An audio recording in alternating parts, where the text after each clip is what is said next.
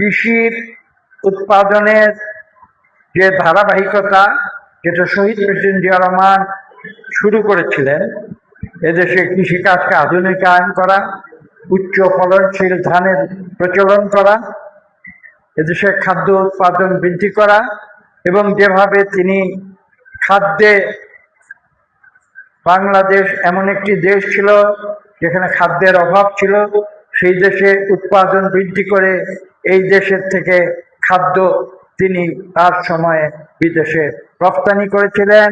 তখন খাদ্যমন্ত্রী আব্দুল মোমেন খান এই কর্মসূচির সঙ্গে জড়িত ছিল। আজকে শহীদ প্রেসিডেন্ট জিয়া রহমানের সুযোগ্য সন্তান জনাব তারেক রহমান, তিনি এই দেশের দায়িত্ব গ্রহণ করেছেন জনগণের ভোটের মাধ্যমে।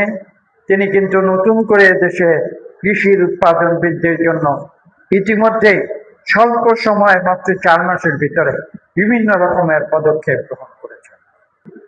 এবং পাশাপাশি উচ্চ ফলনশীল শুধু ধান নয়, উচ্চ ফলনশীল ধানের পাশাপাশি বিভিন্ন ফলজ বনজ গাছ রোপণ করা, যে কর্মসূচি বিএনপি দিয়েছে, আগামী 5 বছরে আমরা 5 কোটি বৃক্ষ এদেশে রোপণ করতে চাই। এবং বৃক্ষরোপণের মাধ্যমে শুধু এদেশকে সুজলা সুফলা সবুজ করে তুলব না, এদেশের যে পরিবেশগত বিপর্যয়, সেই বিপর্যয় থেকেও কিন্তু আমরা বাংলাদেশকে রক্ষা করার পরিকল্পনা নিয়েছি।